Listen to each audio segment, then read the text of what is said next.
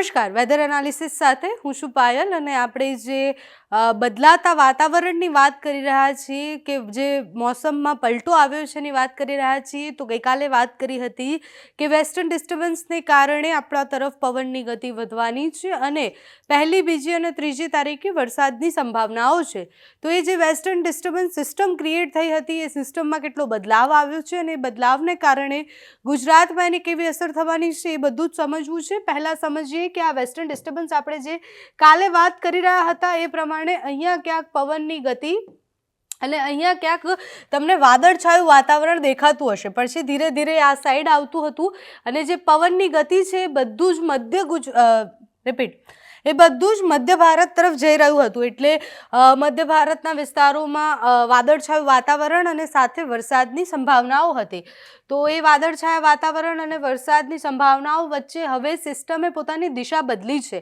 એટલે એ જે સિસ્ટમ અહીંયા ક્રિએટ થયેલી હતી એ ધીરે ધીરે આગળ વધી છે. તમને અહીંયા બધે જ વાદળછાયું વાતાવરણ દેખાતું હશે, પણ આ તરફથી આવતા પવન હોય કે આ તરફથી આવતા પવન હોય, મધ્ય ભારતમાં એની અસર સૌથી વધારે જોવા મળવાની છે. અત્યારે નાગપુર અને બધા જ વિસ્તારોમાં વરસાદ પડી રહ્યો છે અને ઉપર જેટલા પણ વિસ્તારો છે એટલે કે ઉત્તરાખંડ અને બધા જ વિસ્તારોમાં હિમવર્ષા થવાની સંભાવનાઓ છે. એટલે ત્યાં હિમવર્ષા થાય છે તો બીજા બધા પ્રદેશોમાં ભેજવાળા પવનો આવી શકે છે. ત્યાં હિમવર્ષા થાય છે તો વાદળછાયું વાતાવરણ રહી શકે છે અને એની ચોક્કસથી અસર ગુજરાત પર થવાની છે. કચ્છના વિસ્તારોમાં પણ વરસાદની સંભાવનાઓ અત્યારે દેખાઈ રહી છે. અત્યારે તમને દેખાશે કે બધા જ પવનો આ તરફના છે. ધીરે ધીરે આમાં બે બાજુથી પવનો આવે છે અને વચ્ચે જે પણ વિસ્તાર છે એ બધી જગ્યાએ અસર કરવાના છે. હવે વિંડીના માધ્યમથી સમજીએ કે વરસાદની સંભાવનાઓ ક્યાં છે અને કેટલી છે. જે પ્રમાણે આપણે વાત કરીએ એ પ્રમાણે નાગપુર અને એની આસપાસના જેટલા પણ વિસ્તારો છે એ બધી જ જગ્યાએ વરસાદની સંભાવનાઓ અત્યારે અને સંભાવનાઓની સાથે સાથે અમુક વિસ્તારોમાં તો વરસાદ પડી રહ્યો છે. ઉપર જેટલા પણ વિસ્તારો છે, ઉપરના જેટલા પણ રાજ્યો છે એ બધી જગ્યાએ હિમવર્ષા છે.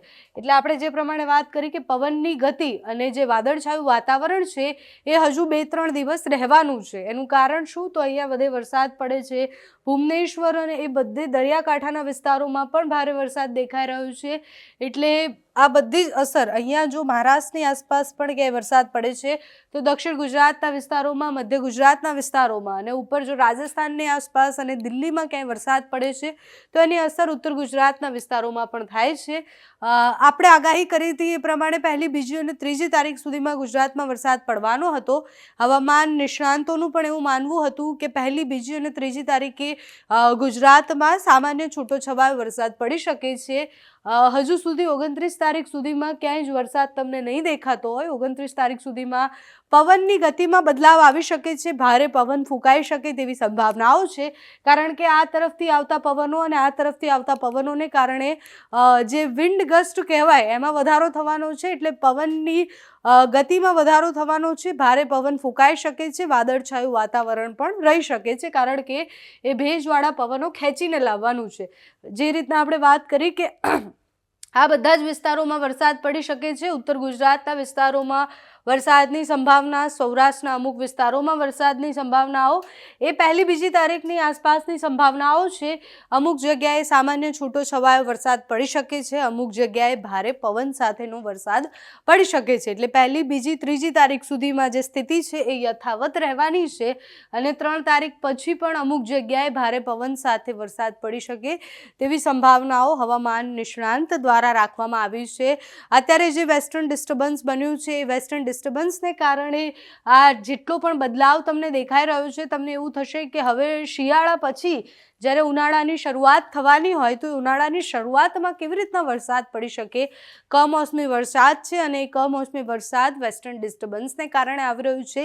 જ્યારે પણ કોઈ પણ સમુદ્રમાં કોઈ હલચલ થાય તો એની અસર પણ આપણા વિસ્તારોમાં પડતી હોય છે. જ્યારે પવનની ગતિ બદલાય, વાદળની ગતિ બદલાય તો એ બધાની અસર થતી હોય છે. એટલે જો આપણાથી હજારો કિલોમીટર દૂર ક્યાંય સિસ્ટમ બની છે તો એની અસર પણ આપણા હવામાનમાં થઈ શકે છે, કારણ કે બધું જ એકસાથે પવન પવન જ્યાં જ્યાં સુધી પવન પહોંચે છે ત્યાં બધી જ જગ્યાએ એની અસરો જોવા મળે છે. એટલે હજારો કિલોમીટર દૂર જો કોઈ સિસ્ટમ બની હોય તો એની અસર ગુજરાતને થઈ જ શકે છે.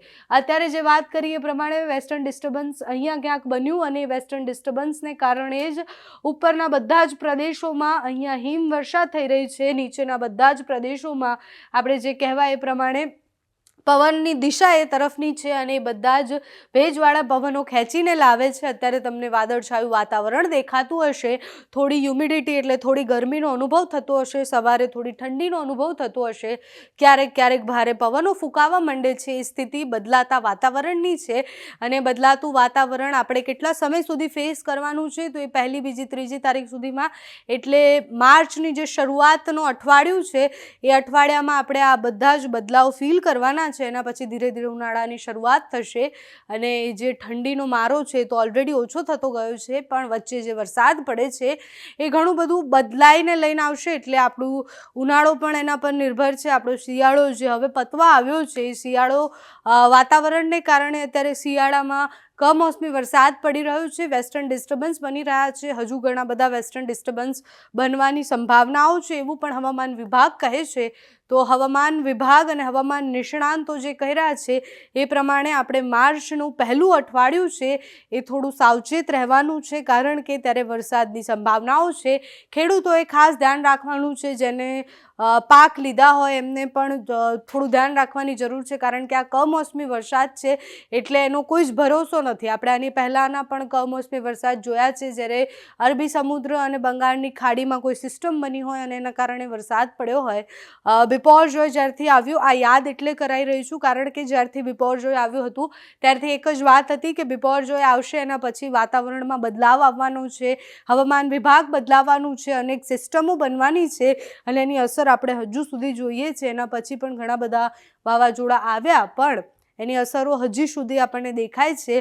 વાતાવરણમાં અને ઋતુમાં ઘણો બધો બદલાવ આવી ગયો છે. અમુકવાર ઠંડી, અમુકવાર ગરમીનું વાતાવરણ તમે અનુભવતા હશો, પરંતુ હજુ થોડો સમય આવું જ વાતાવરણ રહેવાનું છે.